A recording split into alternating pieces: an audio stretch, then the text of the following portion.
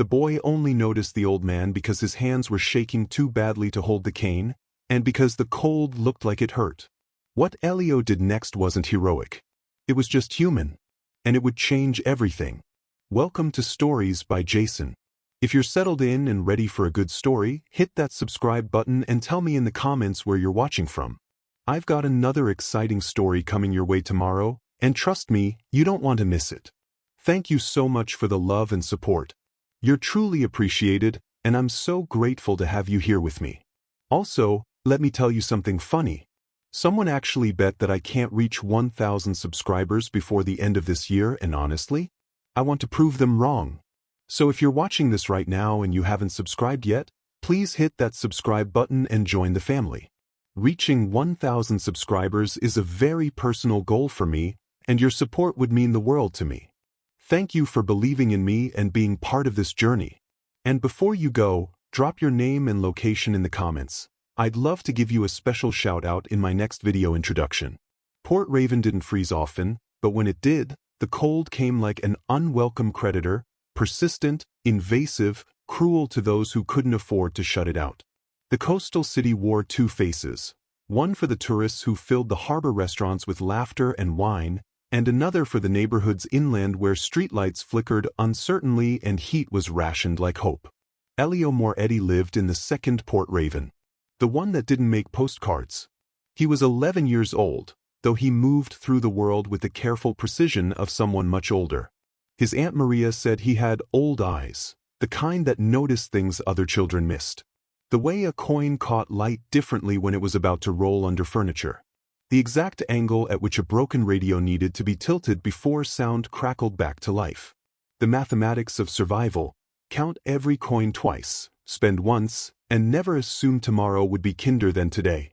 Winter had arrived early this year, creeping down from the mountains with biting determination. The apartment Elio shared with his aunt was damp in all seasons, but in winter, the cold seemed to live in the walls themselves.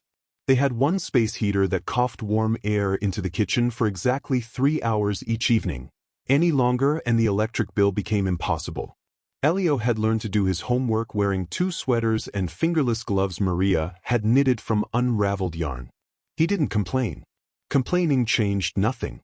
On this particular evening, a Tuesday that would later be marked in his memory with the weight of a gravestone, Elio had stayed late at the community center fixing Mrs. Chen's transistor radio.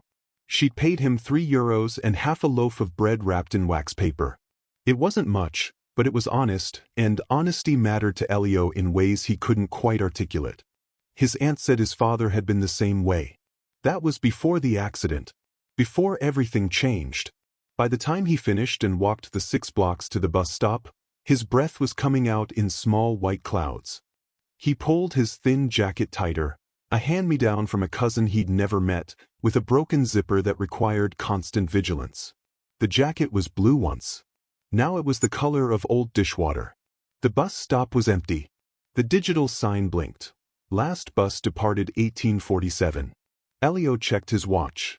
A gift from his aunt on his 10th birthday, the kind you wound by hand because batteries cost money. 1852. 5 minutes. He'd missed it by 5 minutes. The walk home would take an hour, maybe more in this cold. The terminal building was still open. He could see yellow light bleeding through the frosted windows, promising warmth, at least temporarily. His fingers were already losing feeling. He made the calculation quickly. Wait inside for 20 minutes, warm up, then walk. Better than freezing the entire way. The terminal smelled like floor cleaner and desperation. A handful of people scattered across plastic chairs, each absorbed in their own private mathematics of transit and time. No one looked up when Elio entered. Invisibility was a skill he'd mastered young, not intentional, just inevitable. Poor children learned to take up less space, make less noise, need less attention. He found a seat near the radiator and pressed his hands against the metal fins. The heat hurt at first, the way warmth always does when your fingers have forgotten what it feels like. He closed his eyes, just for a moment, letting the sensation spread through his palms. That's when he heard it. Not a sound exactly. More like the absence of sound in a space where there should have been movement. Elio opened his eyes. The old man sat 3 benches away, positioned in the corner where the waiting area met the ticket counter. He was thin in the way that suggests not temporary hunger but long-term deprivation, his coat hanging from his shoulders like a flag on a windless day. The coat itself was expensive once, you could tell from the cut, the buttons, but now it was threadbare, the fabric worn shiny at the elbows.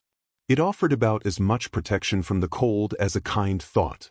But it was the man's hands that Elio noticed first. They were shaking. Not trembling, shaking violently, uncontrollably, wrapped around a white cane that rattled against the tile floor with each spasm. The man's knuckles were pale, bloodless, and his head was tilted slightly upward in the way blind people sometimes position themselves, listening to a world they cannot see. Around him, people moved. They walked past carrying coffee cups and shopping bags, scrolling phones, pulling luggage. They moved around the old man the way water moves around a stone, naturally, unconsciously, without malice. Not because they were cruel. Because noticing required something most people didn't have left at the end of a long day. But Elio noticed. He noticed the way the man's breath came out in short, shallow clouds. The way his shoulders hunched forward, trying to create warmth where there was none. The way no one, not one person, stopped to ask if he needed help, a phone call, anything. Elio looked down at his own hands, now warm against the radiator. Then back at the old man. Then down at his jacket pocket, where the €3.70 he'd earned that day were folded carefully in his aunt's handkerchief. The money was for groceries. Specifically, it was for pasta, tomato paste, and if there was enough left over, a small jar of olives because his aunt loved olives and she pretended she didn't anymore because they were expensive and Elio pretended he believed her. He counted the money in his head. €3.70. The blankets in the kiosks by the terminal entrance cost anywhere from €3.50 to €5, depending on thickness and the vendor's mood. It was enough. Barely. The internal argument happened faster than thought. He needs it more than you do. But Aunt Maria needs groceries. He's old and blind and shaking. But you'll be hungry. He might die from the cold. You've been hungry before. Elio stood up before he could talk himself out of it. The vendor outside was packing up for the night, rolling thick blankets into plastic bags against the drizzle that had started to fall. He was a large man with a beard that smelled like cigarette smoke and commentary about the weather. "How much for the gray one?" Elio asked, pointing to the thickest blanket in the pile. "Wool blend, heavy, the kind that actually trapped heat." "$4.50, the vendor said without looking up. Elio's heart sank. "I have $3.70. "Then you don't have enough. Please." The word came out smaller than he intended. "It's for someone who's cold." The vendor finally looked at him, really looked, taking in the thin jacket, the careful posture, the earnestness that only children who've learned hardship can project without trying. He sighed. $3.70. Take it. And get yourself a better coat, kid. Elio handed over every coin, feeling each one leave his palm like a small surrender. The blanket was heavier than he expected, warm from being folded against others. He carried it back inside the terminal with both arms, the fabric scratching against his chin. The old man hadn't moved. His hands were still shaking. His eyes, clouded with cataracts, stared at nothing and everything. Elio approached slowly, not wanting to startle him. He stood there for a moment, blanket in his arms, suddenly uncertain. What if the man didn't want help? What if offering was an insult? The old man's cane slipped from his shaking fingers and clattered to the floor. Elio moved without thinking. He picked up the cane, placed it gently back in the man's hand, and then, carefully, tenderly, unfolded the blanket and draped it over the old man's shoulders. He tucked it around his sides, made sure it covered his hands, arranged it so the weight would stay even if the man shifted position. The old man's head turned toward him, toward the sound of movement, the sudden warmth. "Who?" he began, his voice rough with cold and disuse. But Elio was already backing away. He didn't want thanks. Didn't want questions. Didn't want to explain that he'd just spent money meant for food because watching someone freeze felt worse than being hungry himself. He turned and walked quickly toward the exit, back into the cold that now felt sharper, more personal. His jacket offered almost no protection. The drizzle had turned to sleet. The walk home would be miserable. But behind him, wrapped in gray wool, the old man sat straighter, warmer, safer. Elio pushed through the terminal doors and started walking. His pockets were empty. His stomach would be emptier by tomorrow. His aunt would ask where the grocery money went, and he would tell her the truth because lying was worse than being hungry. But the decision was made. Irreversible. Complete. The boy only noticed the old man because his hands were shaking too badly to hold the cane, and because the cold looked like it hurt. What Elio Moretti didn't know, couldn't have known, was that the old man's name was Alessandro De Luca. That he was worth billions. That he'd been missing for 36 hours. That security footage was already being reviewed. That this single moment of unwitnessed kindness would unravel a conspiracy, expose institutional betrayal, and transform both their lives in ways neither could imagine. But that would come later. For now, there was only this. A poor boy walking into winter with empty pockets and a lighter heart, and a blind billionaire wrapped in warmth he didn't buy for himself, unable to see the face of his rescuer but feeling, for the first time in days, like someone in the world still cared whether strangers froze. The cold pressed in. The city lights blurred through sleet. And somewhere in the machinery of consequence, gears began to turn that would not stop until everything changed. The morning came too early and too loud. Elio woke to his aunt's voice cutting through the thin walls of their apartment, sharp with a panic he'd never heard before. Not when the rent was late. Not when the electricity was cut off for 3 days last winter. This was different, higher-pitched, urgent, the kind of fear that makes people forget to breathe properly. Elio! Elio! Maria burst through his bedroom door without knocking, her phone clutched in one hand, the other pressed against her chest. Her face had gone pale in a way that made the lines around her eyes look deeper. Tell me you didn't. Tell me that wasn't you. He sat up, disoriented, still wearing yesterday's clothes because the apartment was too cold to change for sleeping. What wasn't me? She turned the phone screen toward him. The headline filled his vision before his brain could process the individual words. Tech billionaire Alessandro De Luca missing for 36 hours, last seen near Port Raven Transit Terminal. Family offers €500,000 reward for information. Below the text was a photograph. Professional, carefully lit, probably taken at some corporate event. The man in the image wore an expensive suit and a practiced smile, but Elio recognized him instantly. The tilt of the head. The clouded eyes. The sharp bone structure beneath aged skin. The old man from the terminal. Elio started, but his voice had abandoned him somewhere between sleep and waking. He tried again. I didn't know. He was cold. Maria sat down on the edge of his bed with the heaviness of someone who'd just been told they were standing on ice too thin to hold them. What did you do, tesoro? Tell me exactly what you did. So he told her. The mist bus. The shaking hands.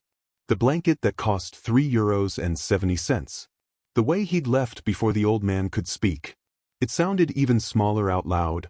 Not heroic, not clever, just a child trying to keep another human being from freezing. When he finished, Maria was quiet for a long time. Then she pulled him close, pressed his head against her shoulder, and whispered, "You have your father's heart. God help us both." By noon, the story had metastasized beyond recognition. Elio sat in the back corner of his classroom, trying to make himself smaller, trying to disappear the way he usually could. But the other students kept turning to look at him, their whispers like static electricity making the air feel charged and dangerous. Mrs. Dombrovsky, his mathematics teacher, had the news playing on her computer, sound off, but the images were loud enough. The same photograph of Alessandro De Luca cycled through different frames. Him shaking hands with government ministers, him standing before a massive glass building with De Luca Technologies etched into its facade, him receiving some humanitarian award, the irony of which wasn't lost on Elio. Then the image changed. Security footage. Black and white. Grainy and time-stamped. The terminal waiting area from a high corner angle. And there, frozen mid-motion, was a small figure draping something over an old man's shoulders. Elio's breath caught in his throat. The resolution was poor enough that facial features blurred into suggestions, but the thin jacket was unmistakable. The careful way he'd arranged the blanket. The quick retreat. All of it captured in 4 seconds of silent film that was now being broadcast to a city of 3 million people. "That's you, isn't it?" The voice came from behind him. Marco Tessari, who sat 2 rows back and had never spoken to Elio before. "That's you on the video." Elio didn't answer. Answering would make it real. "It is him." Another voice, excited, like they'd discovered something valuable. "Look at the jacket, he's wearing the same one today." The classroom erupted in whispers. Mrs. Dombrowski looked up from her desk, confused, then followed 20 pairs of eyes to where Elio sat frozen in his chair. Her expression shifted through several emotions too quickly to name before settling on something between concern and calculation. "Elio," she said carefully, "could you come with me, please?" The walk to the principal's office felt longer than the hour-long trek home in the cold. Students pressed against the hallway walls to watch him pass. Some pointed. Some pulled out phones. One girl, Sophia, who'd never noticed him before, looked at him with something that might have been admiration or might have been pity. He couldn't tell the difference anymore. Principal Genovese was waiting in his office, along with 2 other people Elio didn't recognize. A woman in a dark suit with a leather portfolio.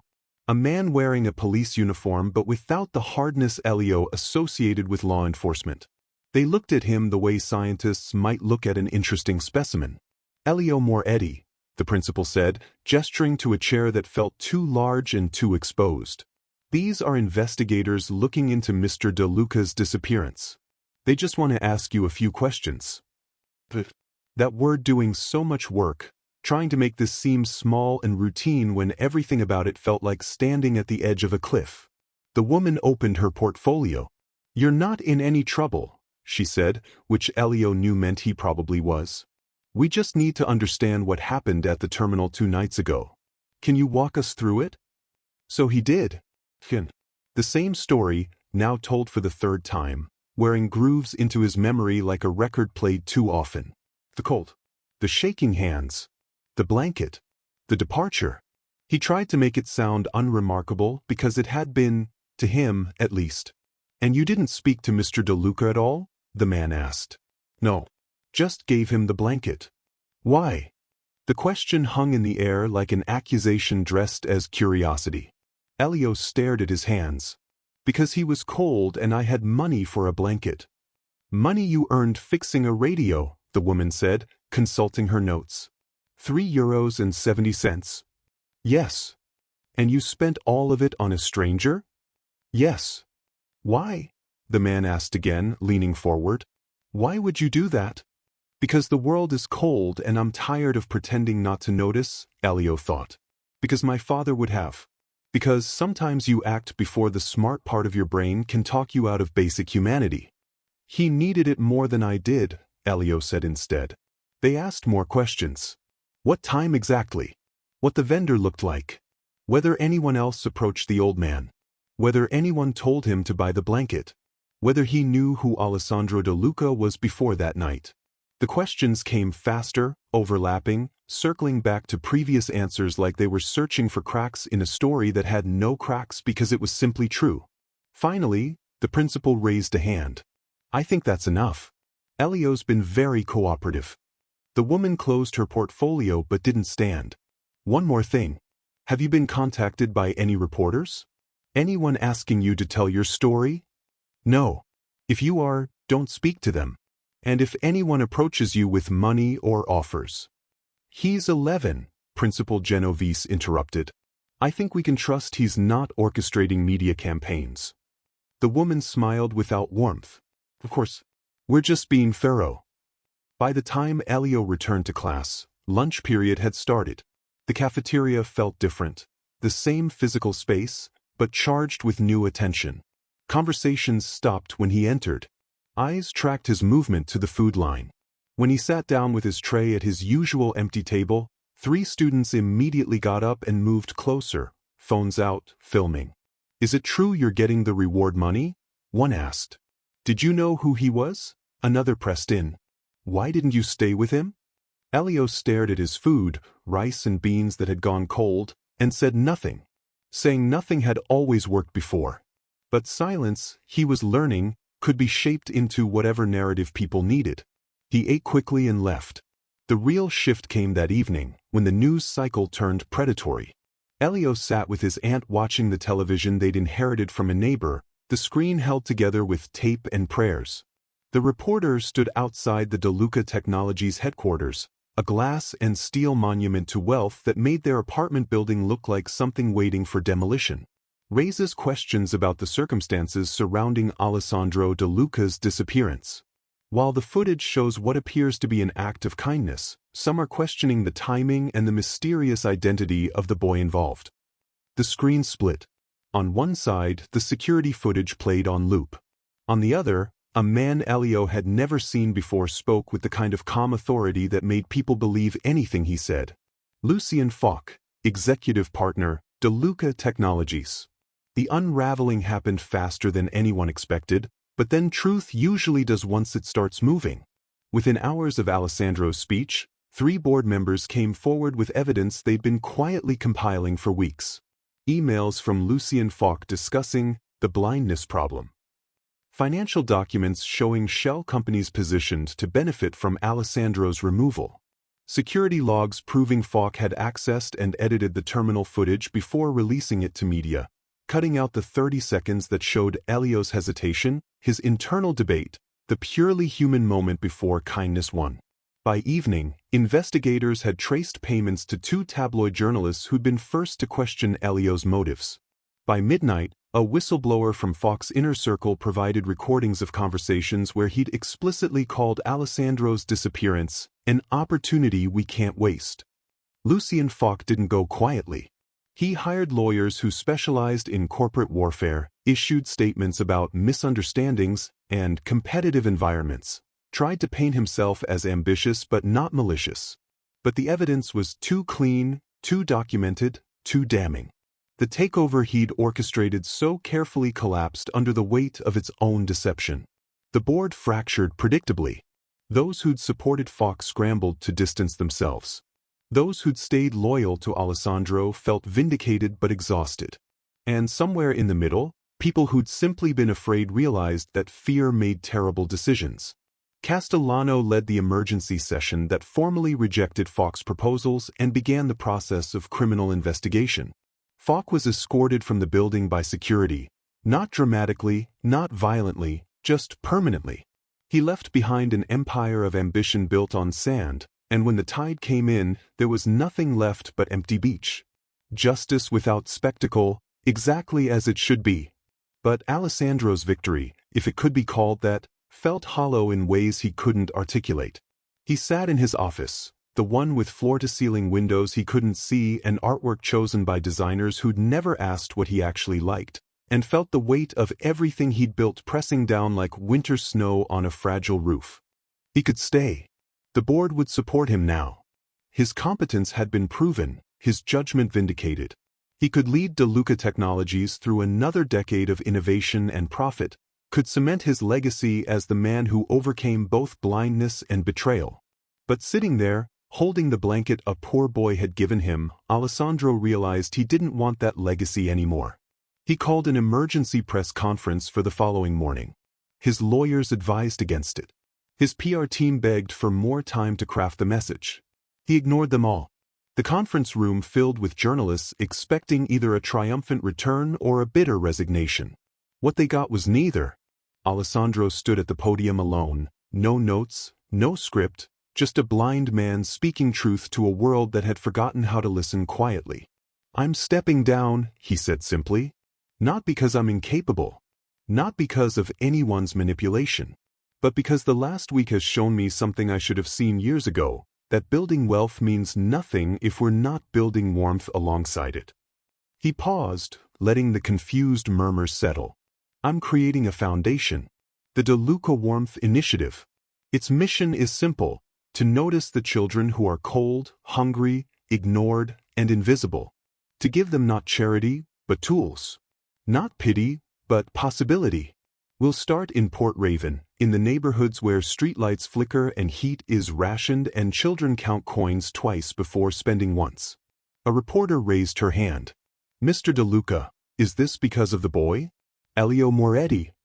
"Yes, Alessandro said without hesitation. No. Elio reminded me what I'd forgotten. But this isn't about one child's kindness. It's about creating a world where kindness isn't rare, where noticing suffering isn't remarkable, where an 11-year-old doesn't have to choose between eating and keeping a stranger warm. Will Elio be involved in the foundation? Alessandro smiled, something he hadn't done genuinely in years. If he wants to be. But I'm not saving him. He saved me. What happens next is his choice, not mine. The call came to Maria's apartment 3 days later.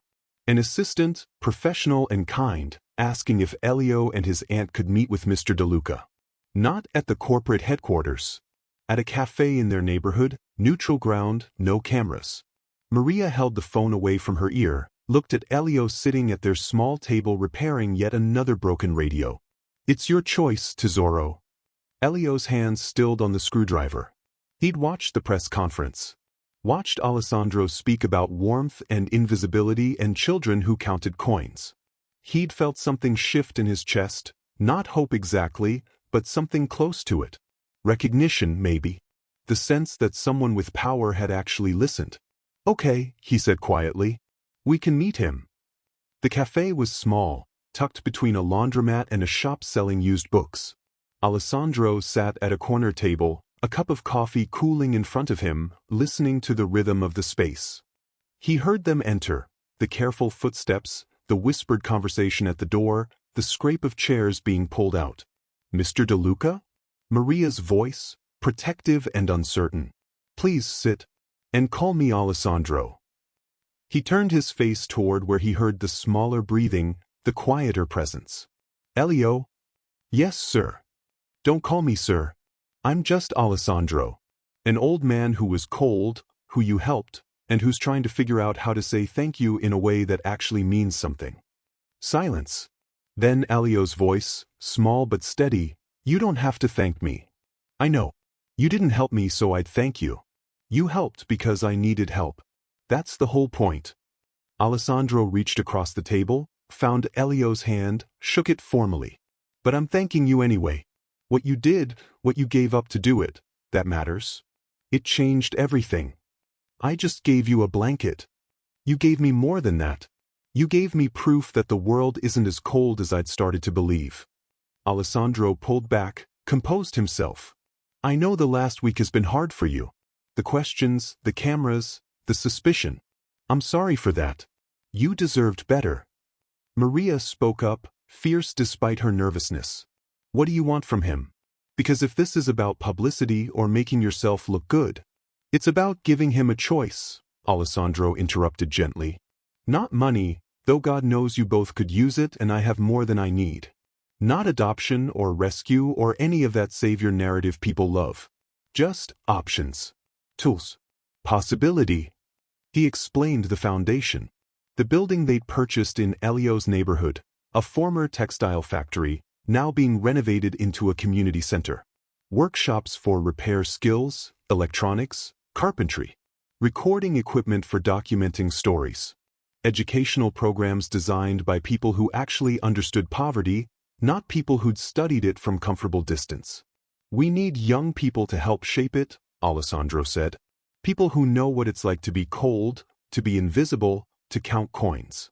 You don't have to decide now. But if you want to be part of building something that actually helps instead of just talking about helping, there's space for you. Elio looked at his aunt. Maria's eyes were wet but her jaw was set. It's your choice, Tesoro. That word again.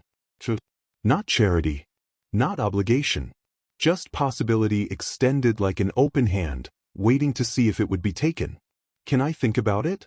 Elio asked. Take all the time you need, Alessandro said. The foundation isn't going anywhere. And neither am I. They talked for another hour. Not about business or foundations or media circuses, but about small things. Maria's work at the hospital laundry. Elio's radio repairs. Alessandro's memories of learning to navigate by sound. The conversation was easy, unhurried, the kind that happens when people stop performing and start being honest. When they finally stood to leave, Elio paused at the door. Alessandro. Yes. Thank you. For believing me. when nobody else did. I believed you, Alessandro corrected gently, because I know what it's like when people stop seeing you as human and start seeing you as problem to solve. Blindness taught me that. Poverty taught you the same lesson younger. We're not so different, you and I.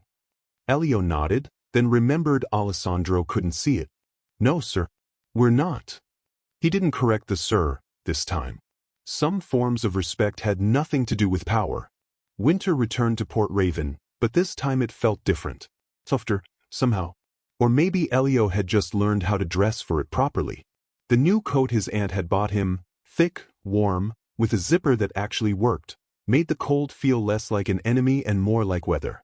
He stood outside the De Luca Warmth Initiative building, watching the early morning light hit the restored brick facade. The old factory had been transformed into something beautiful without losing its industrial honesty. Large windows let in natural light. Inside, you could hear the sound of saws and soldering irons, laughter and focused concentration, the productive noise of people building things with their hands. Elio was 12 now, taller by 3 inches, his voice starting to crack at unexpected moments. He'd spent the year learning more than he'd learned in all his previous schooling combined. Not just technical skills, though he could now repair almost any electronic device and had built his own radio from salvaged parts, but softer skills too. How to explain things patiently. How to welcome people who felt unwelcome everywhere else. How to notice when someone was cold, hungry, or invisible, and do something about it without making them feel small. The door opened behind him. Alessandro emerged, guided by sound and memory now, his cane tapping a familiar rhythm. His sight had faded further over the year, but his presence had somehow grown stronger. Less corporate, more human.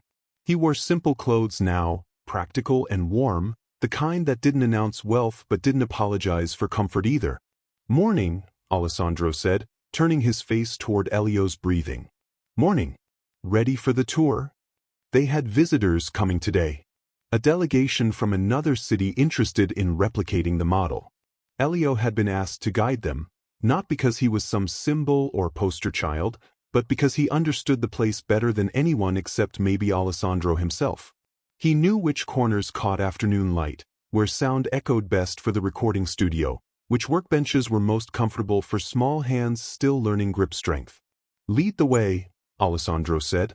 They moved through the building together, Elio describing everything carefully. Not just the physical space, but the feeling of it. The way the workshop smelled like sawdust and possibility. How the common area had couches that were actually comfortable, not the institutional kind that prioritized durability over humanity. The kitchen where children could make themselves food without asking permission, because hunger shouldn't require permission slips. The visitors arrived at 9, 3 women and 2 men, all taking notes, all asking questions Elio had learned to answer without sounding rehearsed. They wanted to know about funding models and outcome metrics and sustainability plans. Alessandro handled those questions. But when they asked what made this place different, everyone turned to Elio. He thought about it, standing in the main hall with winter lights streaming through windows and the sound of a girl practicing violin in the music room upstairs. It's different because nobody here is being saved, Elio said finally. We're just being seen. And once you're seen, really seen, not just looked at, you can start seeing yourself differently too. One of the visitors, a woman with kind eyes and a worn notebook, wrote that down word for word. The tour ended in Alessandro's office, which wasn't really an office so much as a quiet room with comfortable chairs and a desk that held more coffee mugs than paperwork. On the wall behind the desk, mounted in a simple frame, hung the gray blanket. The visitors noticed it immediately. Everyone always did. Is that? One began. Yes, Alessandro said simply. The blanket that started everything. Why frame it? Another visitor asked. Seems like it should be used, not displayed. Elio and Alessandro exchanged a glance, or what passed for one between a 12-year-old and a blind man who'd learned to read rooms by breath and posture. It's not here as charity, Elio explained, echoing words Alessandro had spoken 100 times. It's here as a reminder. That warmth isn't about money. It's about noticing. About choosing to help when it would be easier to walk past. That blanket cost €3.70. It wasn't expensive, but it was everything I had, and that made it valuable. And it cost me nothing to receive, Alessandro added, but everything to remember. We keep it here so we don't forget what we're actually building. Not a charity organization, not a feel-good project, but a space where people practice noticing each other. Where cold, physical, emotional, economic, isn't something we pretend not to see. The visitors left an hour later, full of enthusiasm and plans and promises to stay in touch.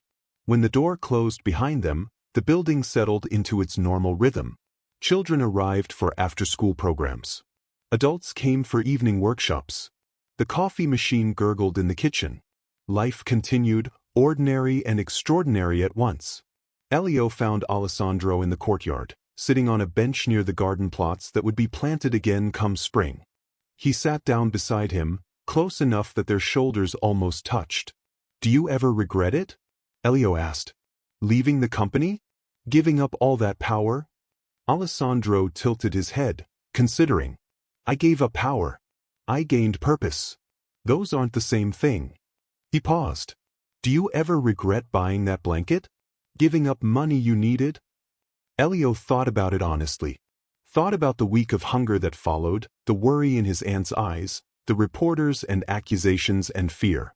Thought about everything that came after, the chaos and exposure and loss of invisibility he'd relied on for protection. "No," he said finally. "I don't regret it. Neither do I."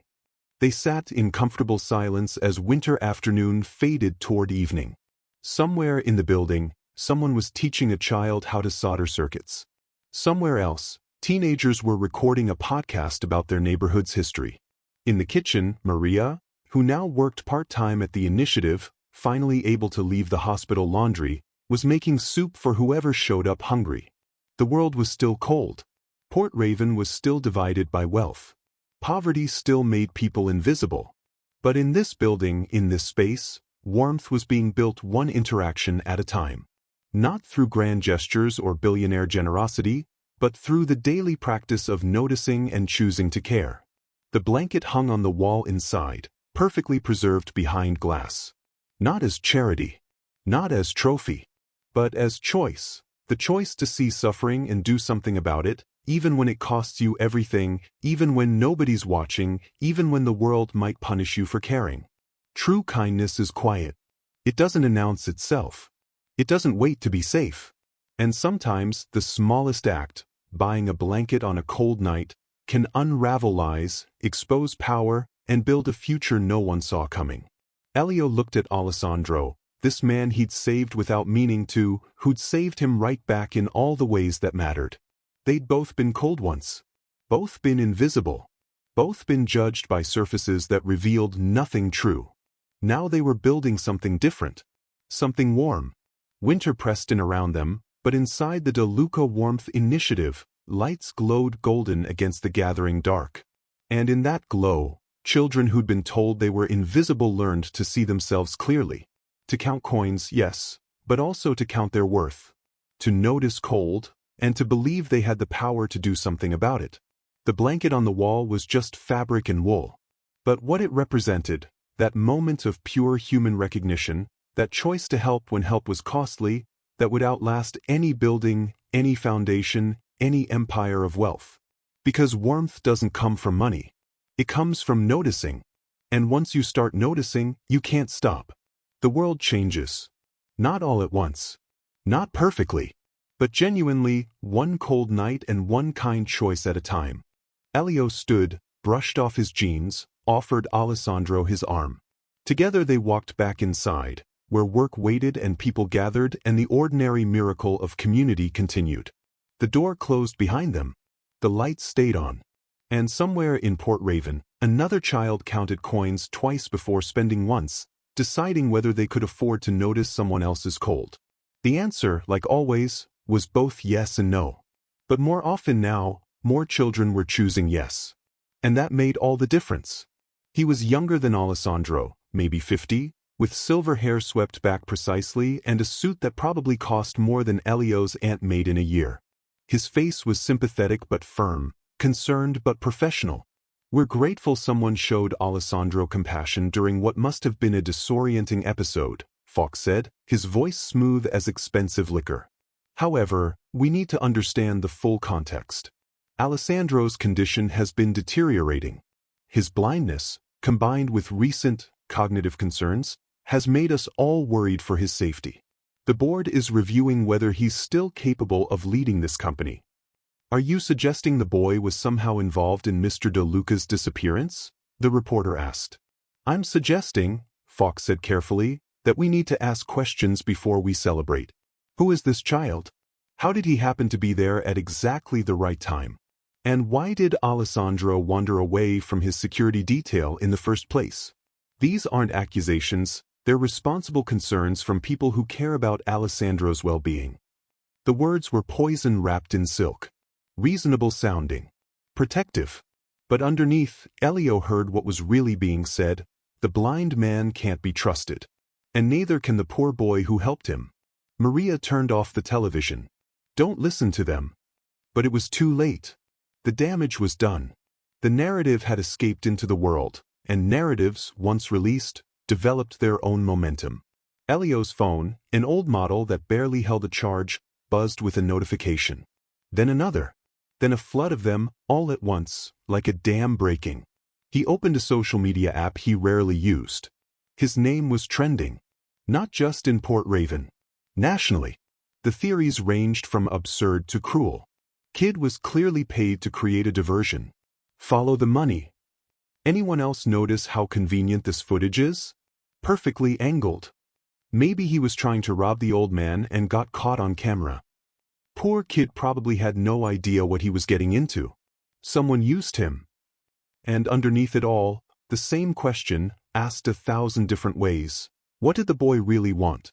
Elio set the phone down with shaking hands. The same hands that had wrapped a blanket around an old man because he was cold. Those hands felt dirty now, contaminated by suspicion he hadn't earned and couldn't escape. They think I did something wrong, he said quietly. You didn't. Maria's voice was fierce. You did exactly right. Then why does it feel like I'm being punished? She had no answer for that. Maybe there was no answer. Maybe this was just what happened when poverty intersected with power. The poor always looked guilty, even when their only crime was caring. Outside, the winter night pressed against the windows. Somewhere in the city, Alessandro De Luca was still missing. Somewhere else, Lucien Fock was making phone calls, moving pieces on a board Elio couldn't see.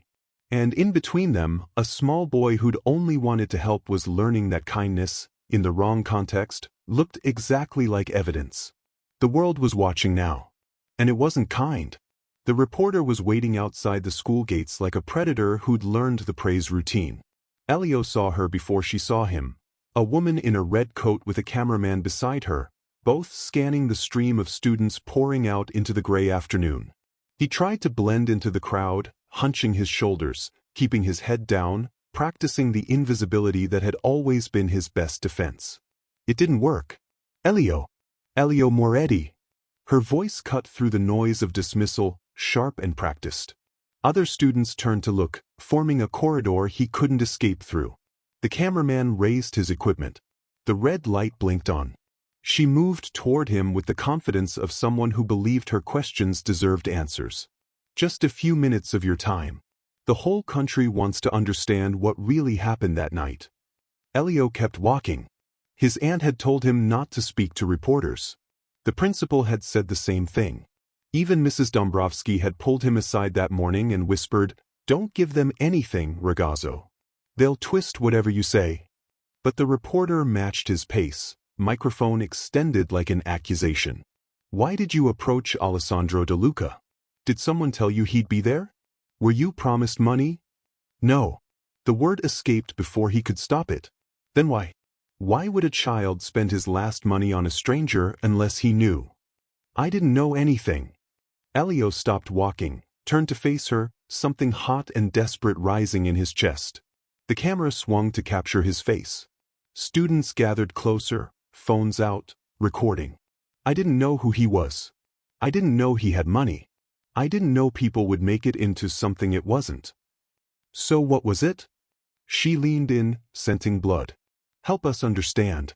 A poor boy gives away money he can't afford to lose. To a billionaire who could buy 1,000 blankets. That seems... He was cold. Elio's voice cracked, 11 years old and exhausted from defending basic humanity. His hands were shaking. Nobody else was helping. He stopped, searching for words that could translate what he'd felt into something this woman would understand. I just knew he was cold. That's it. That's the whole story. The reporter's expression softened, but not with sympathy. With satisfaction. She'd gotten what she came for, the emotional crack, the vulnerable moment that would play well in a 15-second clip. Thank you, Elio, she said, already turning back to the camera. That was very brave. But it didn't feel brave.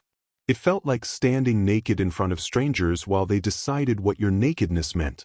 Elio pushed through the crowd and ran. He didn't stop until he reached the alley behind the fish market, where the smell was strong enough to keep most people away.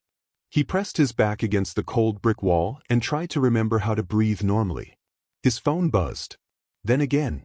Then constantly, like a swarm of insects had nested in his pocket. He pulled it out with shaking hands. The video was already online. Already spreading.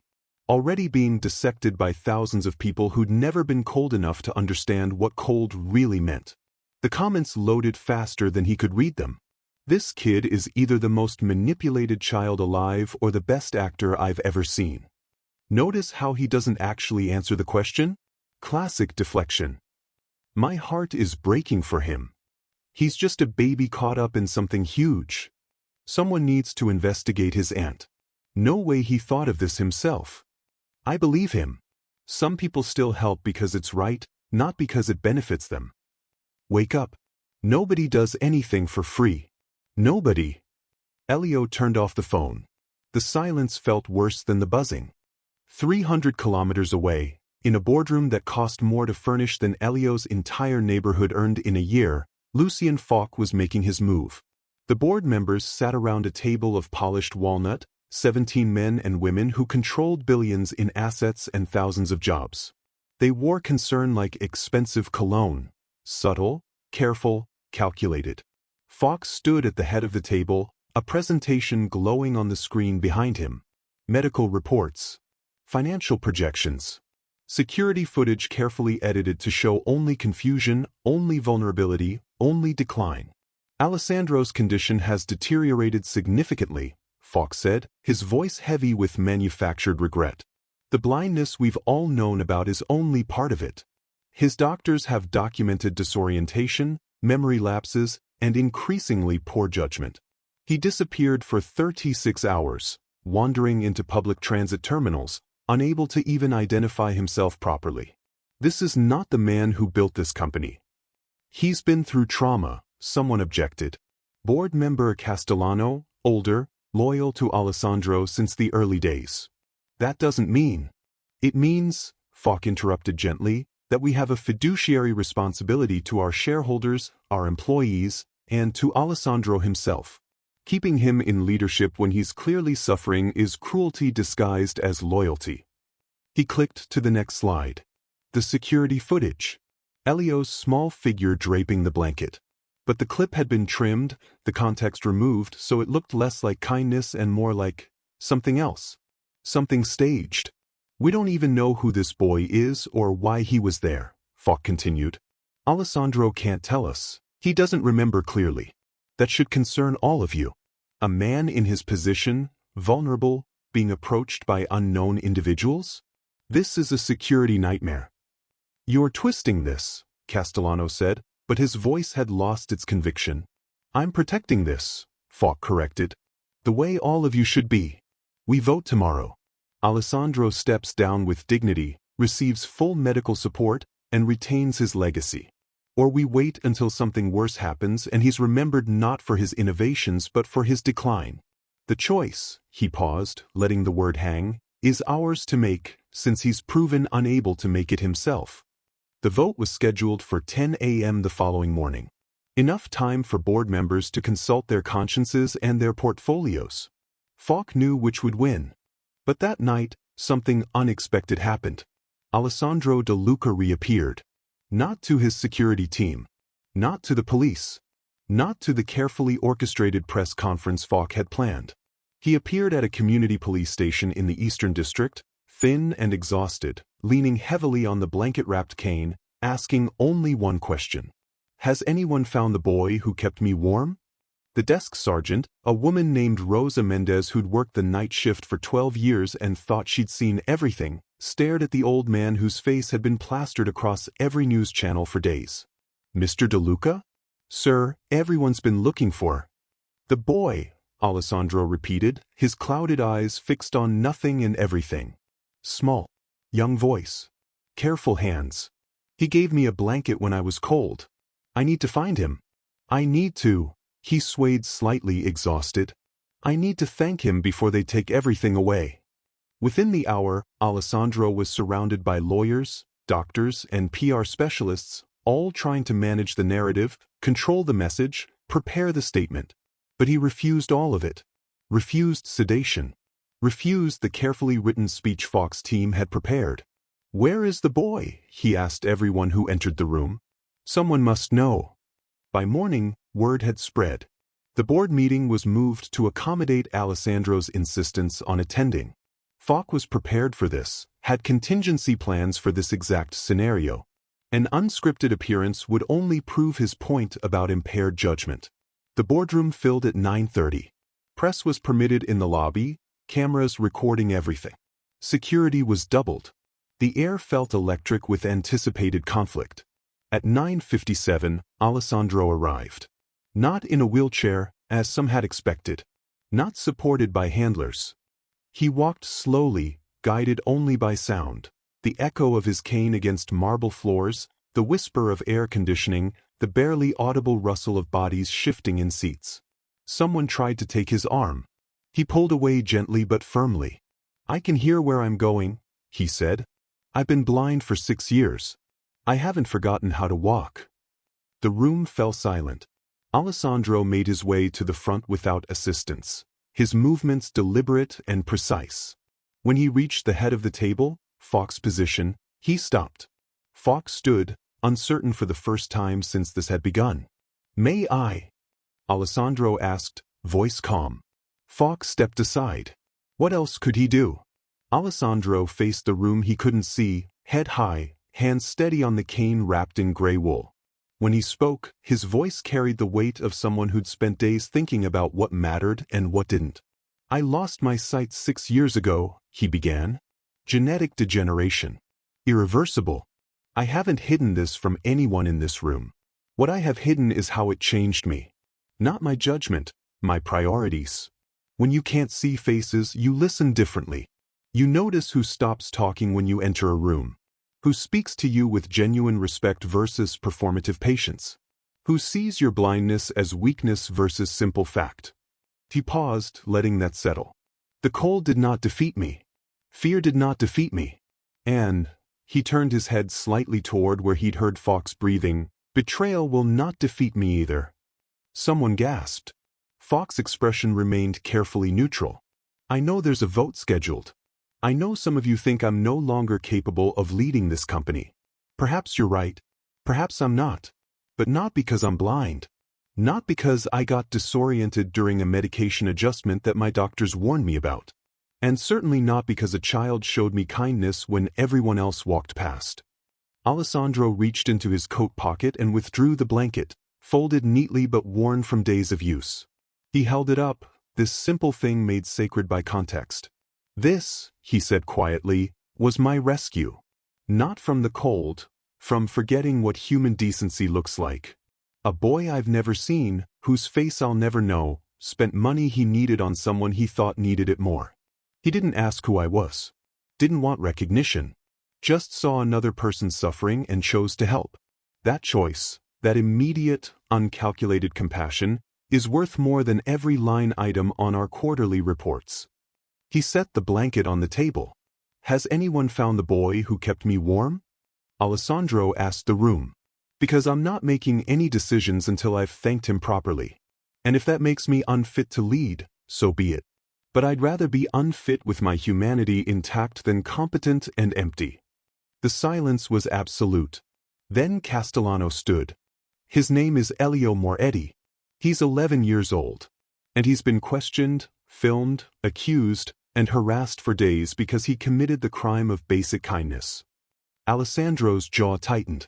Get him here. And someone tell me which one of you leaked footage edited to make that child look suspicious. All eyes turned to Lucien Falk, whose carefully constructed comm finally showed cracks. The board meeting wasn't adjourned. It was detonated. And in the rubble, something true began to emerge from underneath the lies.